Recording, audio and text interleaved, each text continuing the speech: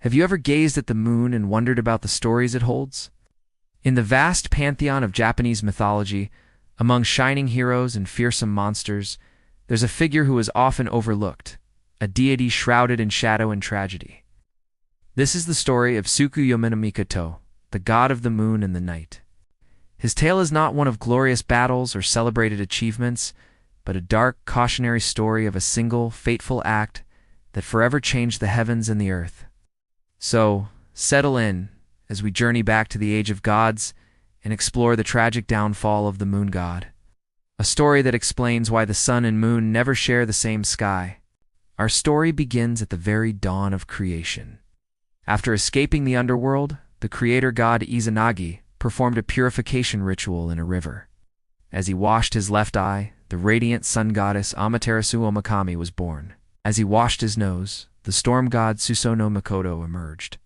And finally, as he washed his right eye, Tsukuyomi no Mikoto, the beautiful god of the moon, came into being. These three deities, known as the three precious children, were destined to rule the cosmos.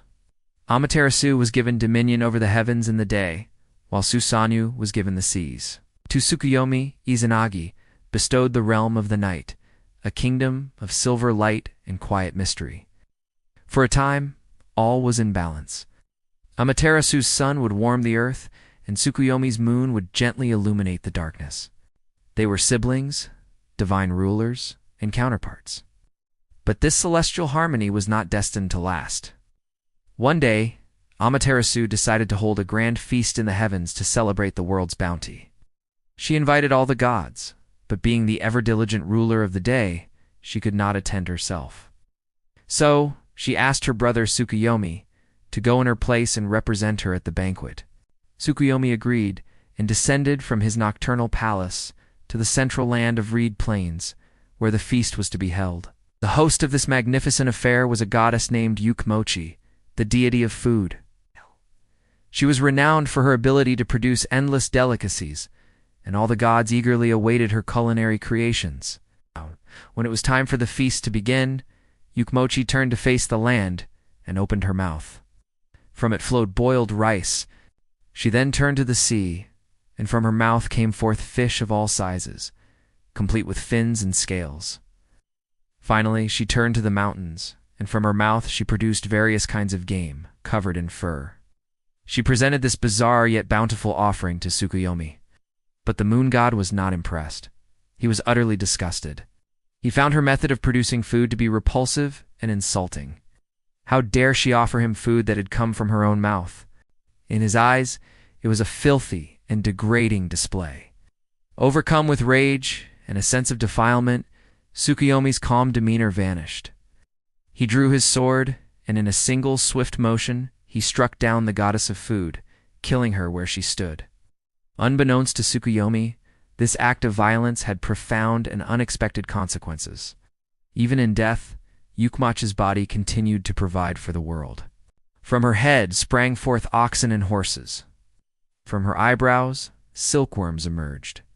Her forehead produced millet, her stomach yielded rice, and from her loins came wheat and beans. This was a miraculous event, ensuring that humanity would have the staples they needed to survive. A divine messenger collected these new seeds and presented them to Amaterasu, who rejoiced. She decreed that these grains and creatures would be the food of human beings and initiated the art of agriculture. In a strange twist of fate, a brutal act had led to a great blessing for mankind. But when news of Tsukuyomi's deed reached Amaterasu, she was filled not with gratitude, but with absolute fury. Yukmochi had been a benevolent goddess, and Tsukuyomi had murdered her at a feast he was attending as her representative. It was a betrayal of trust, an act of unspeakable cruelty. Her own brother had proven himself to be an evil god. Standing in her celestial palace, the sun goddess declared, "I never want to see you again. From this day forward, we shall live apart." And with that divine decree, she severed their connection forever. This is the mythological origin of day and night. Amaterasu the sun would chase her brother across the sky, but they could never meet. As soon as her golden light appears, his silver glow fades, and as her day ends, his night begins. They are eternally separated, a constant cosmic reminder of Tsukuyomi's one terrible mistake. Following this event, Tsukuyomi fades almost completely from the pages of Japanese mythology. Unlike his siblings Amaterasu, who is the central figure of the Shinto faith, an ancestress of the imperial family, and Susanoo, the wild storm god with countless adventures, Tsukuyomi has very few stories. He is defined almost entirely by this one dark act. He is the quiet ruler of the night, the distant, lonely god forever banished from his sister's sight. His name, which can be interpreted as moon reading, suggests a connection to the calendar and the passage of time. Yet even this role is often overshadowed by his tragic crime. This lack of stories makes him one of the most mysterious figures in the Japanese pantheon. Was his disgust genuine, or was there another motive? Was it a moment of pure arrogance, or a deeper misunderstanding of earthly customs? The ancient texts don't say, leaving his true character open to interpretation. The tale of Tsukuyomi is a powerful tragedy. It's a story about how a single moment of anger, a single lapse in judgment, can lead to eternal consequences. He wasn't born a villain. He was one of the three most important gods. Yet his intolerance and violent reaction led to his eternal isolation. It serves as a celestial lesson on the destructive nature of disgust and rage, and the importance of understanding and empathy. It also beautifully explains a natural phenomenon we see every day, the cycle of the sun and moon. They are not just celestial bodies, but estranged siblings locked in an endless chase across the sky.